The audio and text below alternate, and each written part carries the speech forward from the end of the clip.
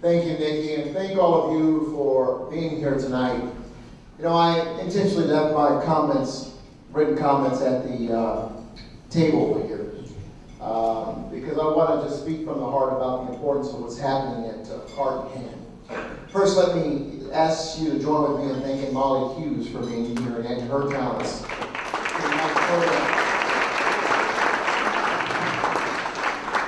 And I you absolutely want to thank Nikki Katie. Woo! Yeah. You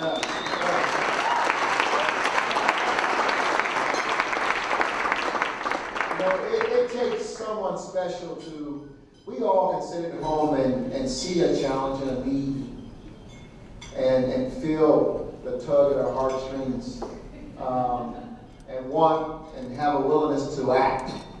But it takes someone very special to actually act and to make it happen. For her to call her friends and say, show up so that we can spend or have you contribute to support this vision of providing after school and summer programming for children who otherwise would probably be idle and very vulnerable in our communities, I think is awfully powerful. Nikki shared with me that it takes about $425,000 to support this program.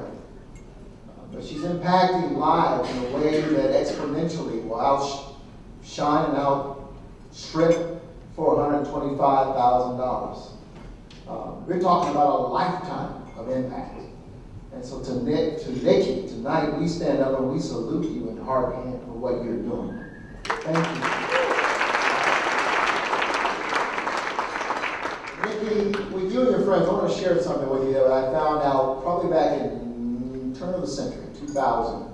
I was president CEO of the Urban League, and we started seeing something really interesting. We saw all these great after-school programs pop up all over the city. When I say all over the city, what we started seeing is that they were going to places where families could afford to pay for them.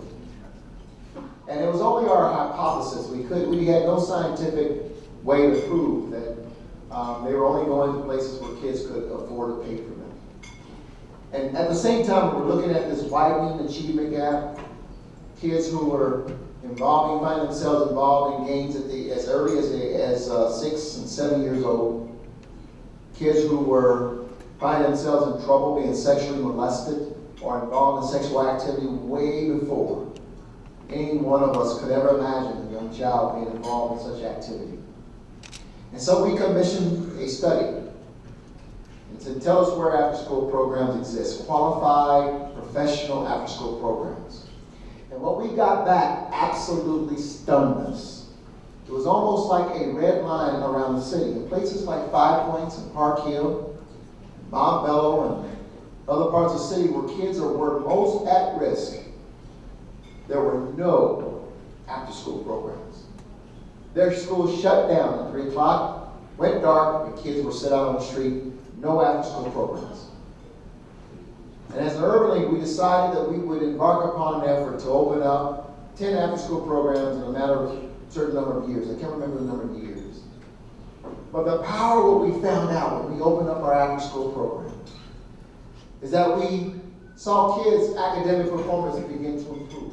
We saw their attendance rates go up. We saw their health and well-being improve. And we saw crimes against kids and by children begin to decrease almost instantly. I'll never forget one day visiting one of the after-school programs. And a grandmother approached me, similar to the grandmother you just saw on the video. And she walked up to me, and the grandmother had tears in her eyes, and she grabbed my arm and she said, come with me for just a moment. She took me literally over in the corner of the room. And she said, I just received, I have custody of my granddaughter. I had her for 6 months. She said, I gotta tell you, this child has not spoken one word since I've had her. Not in the house with me, not in school, not one word. I've never heard this child speak. And then I put her into your after-school Beacons program. She said, this kid can't stop talking. She said, you've empowered this kid. This program has changed her life. What this kid has seen and heard with her mother was crack addicted and now is incarcerated has blew her life away. But yet this program saved her. So the point I'm making, and I'm so honored, Nikki, that you all hired my daughter to work with you 2 summers ago. She came home, she said, these kids are wearing me out. She would go to sleep right after coming home every day. And I dropped her off a couple times, I'd see all the kids on the porch looking at her like, who's that coming from? And one day she said to me, she said, you know, Dad, these kids are wearing me out. These kids are something else. She said, but I feel good. I'm making a difference. She said, and if that's what I have to do, then that's cool. Tonight, I guess what I say to you, based on the story I share with you and what Nikki's doing, is that we live in the best city in the United States of America. We live in the best, we do. I'm not just saying that. Forbes magazine just said Denver's the best place for business and start a career. The Washington Post just came out with an announcement about the University of Boston study saying this is the most influential city, the 4th most influential city in the nation. Millennials are moving here, right, Yanni? In droves. They're coming here. We're not inviting them, they're showing up. They're moving to the city. But here's the point that we're making here. Even in the midst of the last 3 years where we've cut unemployment in half, now below 5%. Housing market is through the roof. 1,500 companies have come to Denver in the last 3 years alone. 1,500 companies. 3 years. Denver didn't just come out of the recession. We have stormed. We are the #1 city in the nation for jobs, construction, development, investment. This is the place to be. Challenge is that there's still those who are fallen, who are not seeing the power of the recovery from the economy. And their families, as you've just seen up there, were kids who show up at Heart and Hand, and the only hot meal they get is what they're being provided to them at school or at Heart and Hand. Summertime is the greatest time for academic loss.